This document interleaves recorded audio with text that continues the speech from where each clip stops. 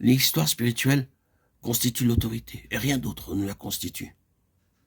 C'est l'histoire spirituelle qui crée l'originalité.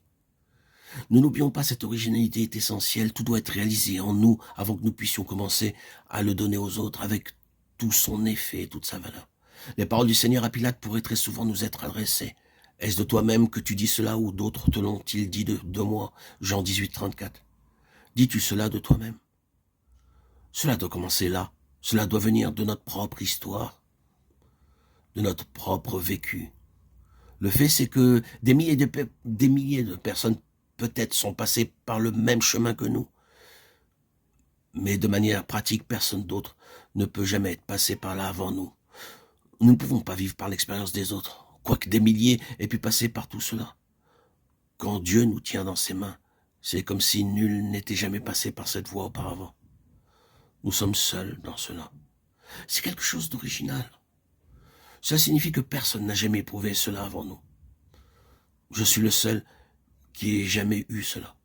Cependant, des milliers de personnes sont passées par cette même expérience. Vous voyez donc cet aspect de l'originalité. Le Seigneur fait que nous avons une expérience spirituelle unique.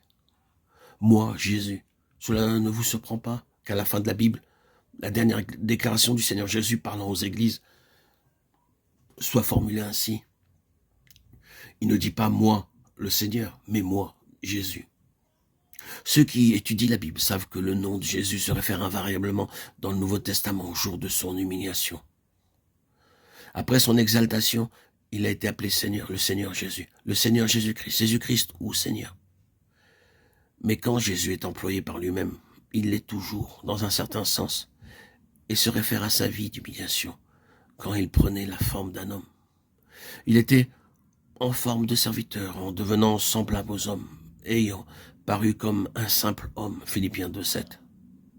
Le mot forme est un mot intéressant dans ce passage. Il signifie que dans toute son apparence extérieure, selon le jugement que l'on pouvait s'en faire, il était comme les autres hommes. Il y a un autre mot employé pour ce qu'il était intérieurement. C'était quelque chose d'autre. Mais ici, il avait pris extérieurement la forme d'un homme. Et en faisant ainsi, il prenait le nom de Jésus, le nom qui était le nom le plus commun en Palestine. Jésus, Yeshua. Ce nom se référait donc à l'histoire spirituelle réalisée en lui-même, éprouvée, tentée en tout point. Hébreux 4,15. Si bien que, assez étrangement, il pouvait être dit de lui qu'il était rendu parfait par les souffrances. Hébreux 2,10. Il a appris, bien qu'il fût fils, l'obéissance par les choses qu'il a souffertes. Hébreux 5,8. L'histoire était réalisée dans son humanité. Il était un homme en apprentissage. Personne ne pensera que je mets de côté sa divinité. Mais ici, c'est un homme, un être humain.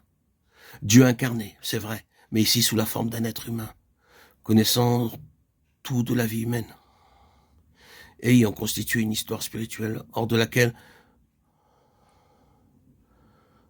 procéderaient ces valeurs intrinsèques qui devaient demeurer pour tous les âges, des âges à venir. Tout a été accompli dans l'humanité et maintenant, à la fin, il se présente lui-même aux églises, moi, Jésus. La somme de l'histoire spirituelle dans la vie d'un homme, quelque chose d'accompli dans l'humanité.